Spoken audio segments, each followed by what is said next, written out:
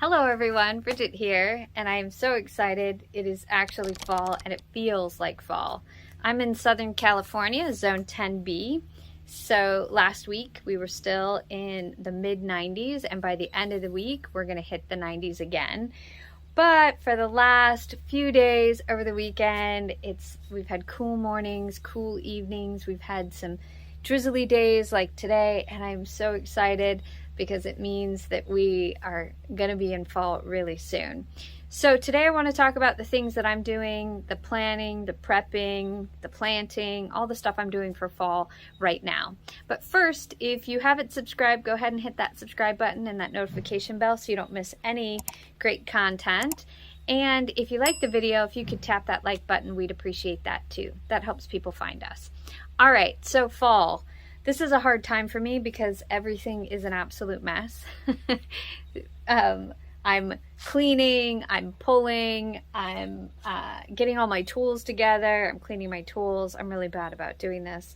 I'm super lazy during season, and so they get gunked up. So I'm also looking at what tools I have and what I might want to get for next season. Nothing wrong with that. I'm going to be amending my soil, doing a little bit of soil testing also.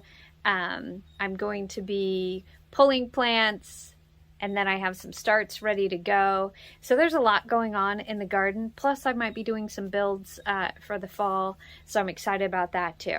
So I'm going to walk you around, show you the mess that is my garden, and just give you some ideas of what I'm doing for fall. All right, so let's go take a look. So here's some of my soil that I'm going to be using to amend the beds. I have a bunch more in another location. I've got raised bed soil, I've got some soil building conditioner, grow mulch, I've got some chicken manure in there, I've got all sorts of things to amend my bed. I've also got some of my own compost, so that's ready to go, and I've already started doing that a little bit. Here's some of the seeds I've got started, and I'm going to be transplanting. I've got a few here, and I've got some in other locations. This location right here doesn't get a lot of sun, so that's really good for some of the lettuce.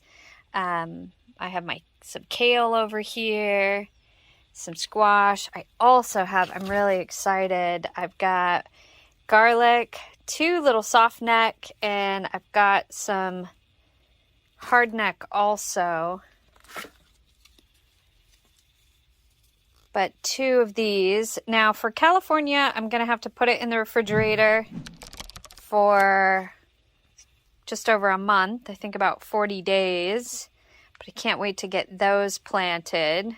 Now some of my seeds are actually in the beds. I direct sowed in the beds, and then some are here, some are over on my potting bench. And I have a lot more to plant, and I'll be planting carrots directly in there, but I've got beets and I've got radishes, lots of flowers. I've got some bell peppers going, these greens, some winter squashes, I have corn, I have some pumpkins. I don't know if those are going to come through. So quite a bit. I've got my soil testing kit here, ready to go. This is going to tell me pH, different nutrients and minerals. Since I'm using the same beds and they're contained, I like to test it a little bit just to see where I'm at with those beds. I've started pulling plants already. In here was a tomato plant, some Remo chard, some flowers, nasturtium. So that is empty right now. Over here I have this volunteer tomato plant that's going to get yanked out.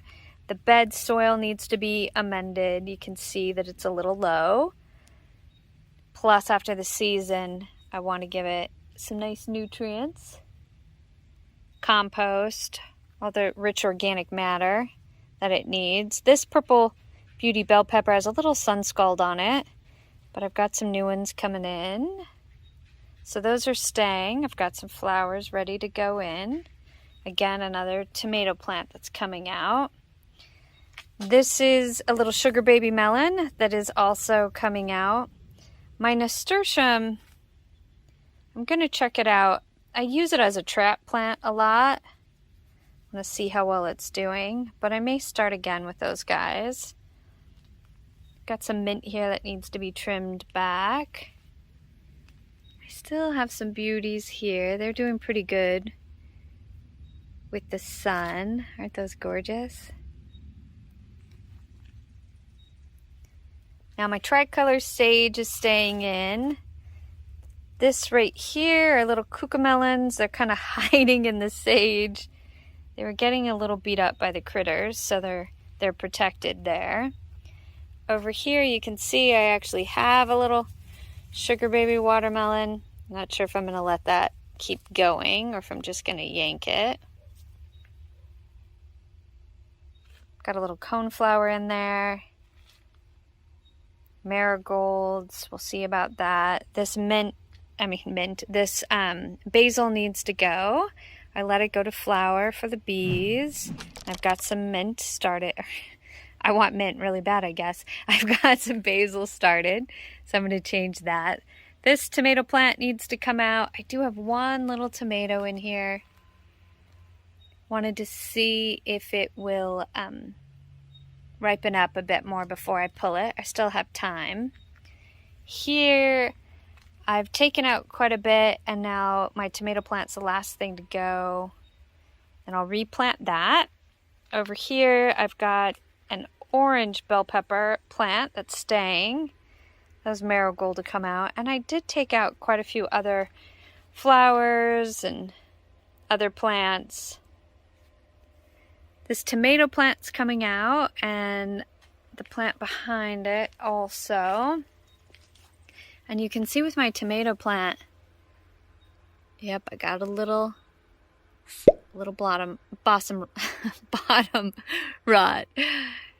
And it means that I don't have enough calcium in this soil. So I definitely want to check it out. But these are done. This plant is done. That little white thing right there, those are my worms, my little worm compost. I've got some peas already coming up in this bed, and I've got some started down here. I've got things everywhere. Right here we have some eggplant, and that's staying, so that one's going to be good. Over here, I'm working on my little water garden. I actually added some fish into that garden. We'll talk about that later. I've taken off some of my screens so I can work in the bed. Now back here, I have some corn, sweet corn in there. I have some squash. I have some pumpkins in there, but I replanted the pumpkins because they got beat up. So I don't know how those are going to do. It's a little bit late, but we'll see. I also have some beans that are planted and growing up the corn, if we can find it. There's some flowers in there. So that's going pretty well. Some borage in there. Now, I took off the top of my screens because they needed room to grow, and something got it. So sad. So I have some shade cloth, and I'm going to probably put up some arches and cover these guys up. On some of my container plants, this foxglove, still hanging in there. The hummingbirds still like it. I have a bunch of herbs in here, but I do have this one sage plant, and the roots got really waterlogged. So I'm gonna see if it'll survive. That tricolored sage had the same problem. It was getting root rot. So I'm going to leave this one and see if it'll come back. If not, I have some other sage going. I have this one, and then I have some started. Still have a few flowers here. All these chives.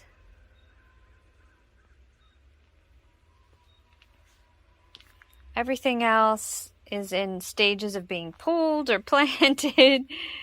My potting bench is a mess. Got lots of stuff going on there.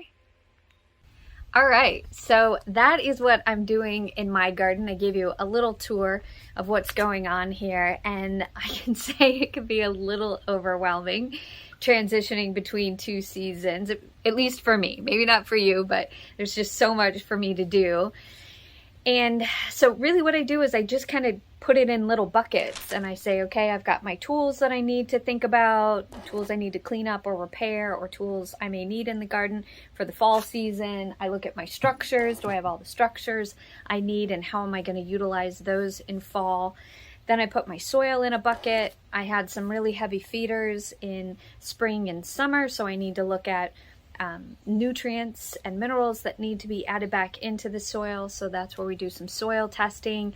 I've got compost. I've got more soil to add to my containers and my raised beds.